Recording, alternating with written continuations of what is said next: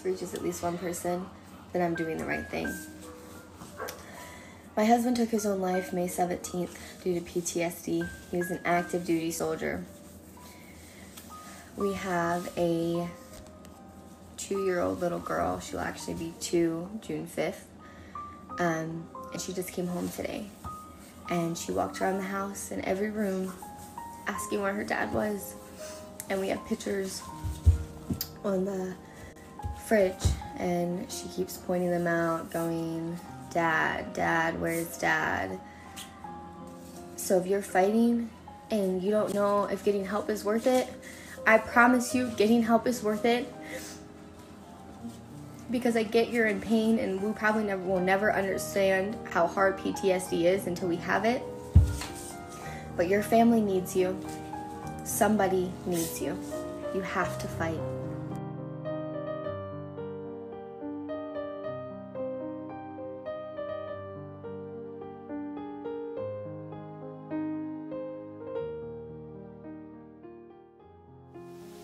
June is PTSD Awareness Month. Stay tuned.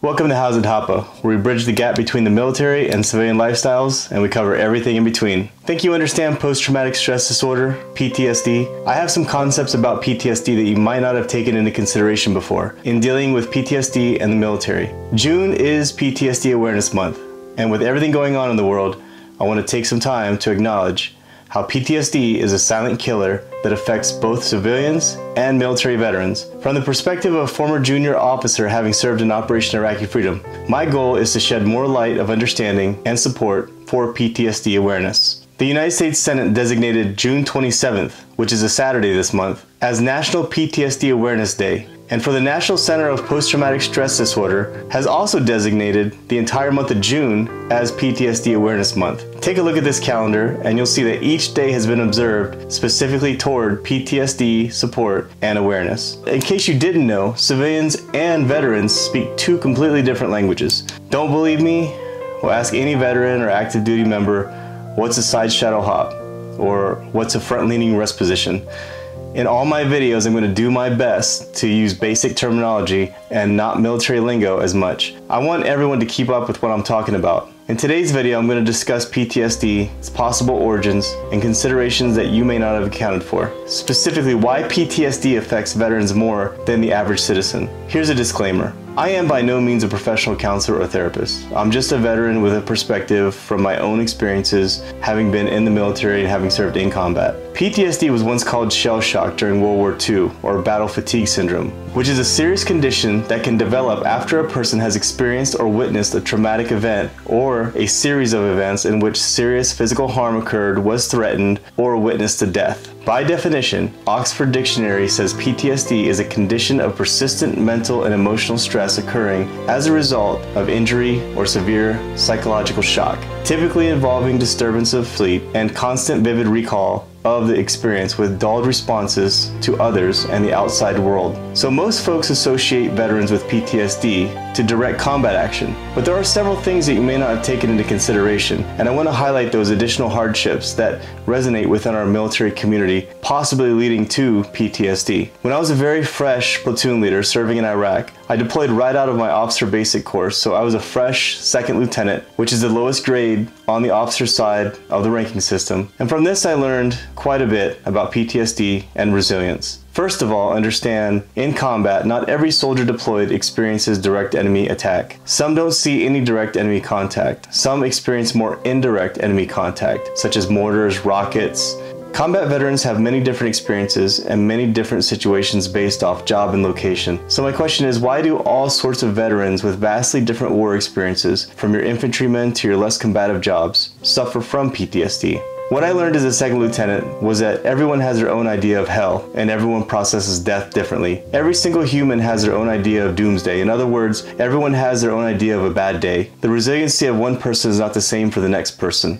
For example, I had an incident where a foreign civilian contractor was shot in the head with a .50 caliber round. What I found surprising about that situation was how each soldier involved processed that casualty and the entire situation differently than one another. I had 3 soldiers standing around one civilian casualty, which meant 3 different perspectives of what they were witnessing. One soldier internalized whatever they were feeling and never brought it up again. And the second soldier saw it as well. He signed up for this, so they knew the consequences just like me. Meanwhile, the third soldier pulled me aside later on to talk about the traumatic event relating to the deceased foreign civilian as being somebody's father, brother, husband, uncle, and I remember they also mentioned that they had spoken to them prior to leaving the last base that we were at. I personally didn't place a face or a name to that specific deceased individual. I didn't know who they were. My mind was always moving at 100 miles per hour, doing my best to stay 10 paces in front of the current situation, so I never felt like I had time to give these types of things much thought. The different feedback from the soldiers allowed me to reflect and evaluate how everyone processed that situation differently from one another. This happened over and over again while I was serving overseas. People process things differently. Sometimes the stone-faced soldier is attempting to reserve their own mental survivability by saying it's war. You're going to see things that you can't unsee. These are concepts that were already mentally thought about, processed, and accepted long before their deployment. So 2 things I just talked about.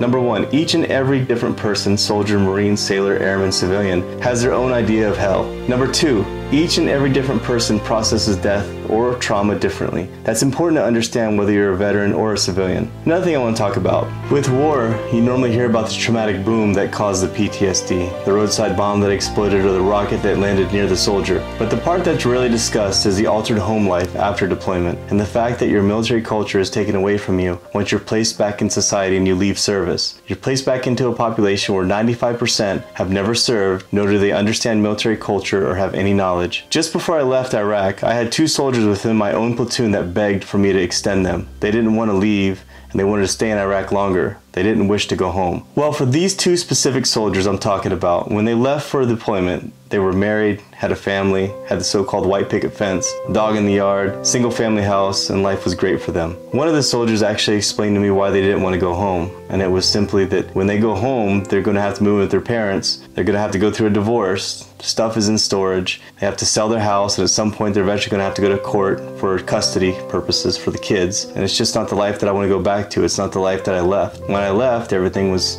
normal and happy. It's emotionally difficult when you leave on deployment to do something that 95% of the country would never volunteer for themselves. And when you come back to a different life, you go through this what if phase. It makes you think, what if I had never left? That resonates and stays with an individual for the rest of their lives. You might disagree with me on some of my points here. I simply wanted to explain that PTSD spreads further than what you might see in the movies.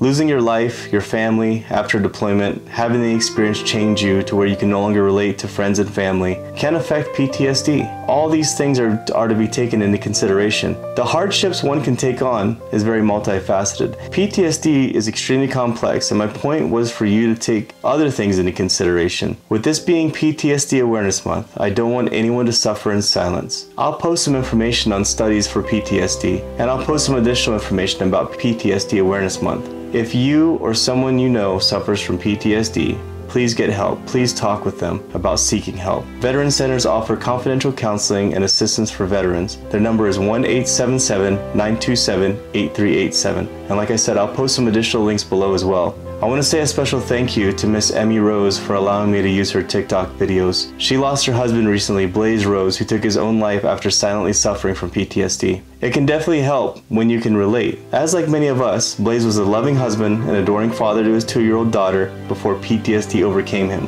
Be aware, check on each other, and most importantly, check in with yourself from time to time. Take care of yourself physically and mentally. You mean a lot to the world, your family, friends, and you are definitely appreciated. Thank you for tuning in. Please like and subscribe to my channel. I'm Hazard Hapa, and I'm out.